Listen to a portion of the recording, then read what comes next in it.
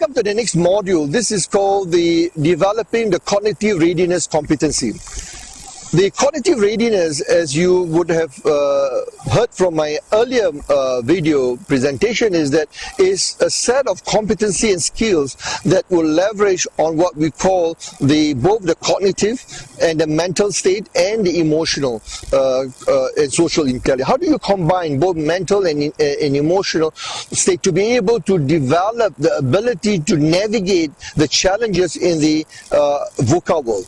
And it's very important for us to understand, because of this highly disruptive business environment, you need to develop new innovative approaches, solutions for your organization. So this module will look at what are some of the competency, best practices, approaches, and some of the tips that you'll be able to help your team to be able to lead them to success in this VUCA world. Thank you.